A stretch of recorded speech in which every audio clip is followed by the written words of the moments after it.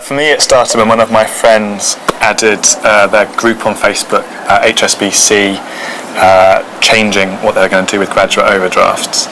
And then I looked into it. I found out through Facebook that, in fact, whilst HSBC had promised me 3 years of interest-free overdraft when I graduated, they weren't going to give me anything. They were going to charge me 10%. So I called them up at the call centre, I called my branch, I went into local branches, but no one really knew what was happening. It was a decision made in the Ivory Tower in Canary Wharf.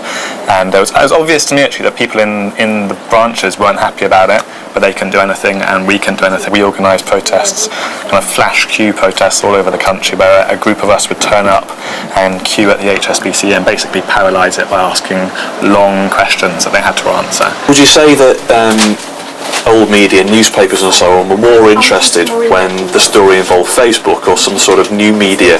It was once we started to get organised and the group started growing. At one point it was growing by 1,000 people a day. And then I started talking to journalists, and most of the journalists I spoke to, just by calling up and asking for the news desk, they were very interested. A few papers were a little bit sceptical, and some of the journalists had no idea. I had to talk them through step by step what Facebook was and how to log on and find the group. But most of them were excited about it, and they wanted to cover it. I just had to feed them the facts. And what did Facebook give you that a petition wouldn't, or a mass public meeting wouldn't? What difference did that make?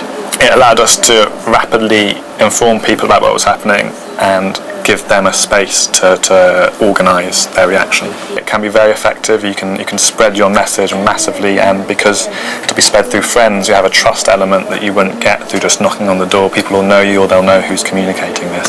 The negatives are that occasionally you can get spammers on your group, and that's a problem, and you'll need a team of admins who are your friends, essentially, or anyone who's interested, just to maintain the group and to keep new content on there.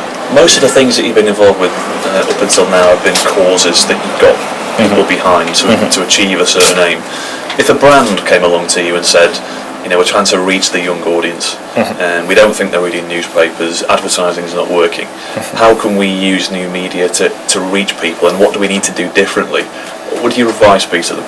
I'd tell them that they're moving in the right direction to begin with, but also they need to focus on one thing. They need to focus on one campaign, and they need to look at how people are using whatever outlet they choose, and then adapt their campaign to it. So whether it be on Facebook, a campaign, or on MySpace, a fun site with games, whatever else, you need to work out the best way and the most innovative way to use each outlet.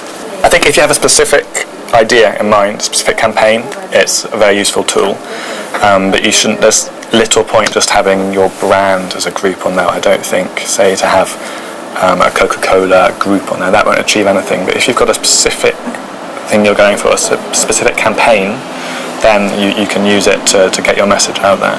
There's a massive kind of opportunity in letting people who use your product talk back to you about it and talk to each other about it. It can turn into a massive fan club in a way of your product, and they can do the legwork for you. So if one person's happy with it, they'll talk to 6 people.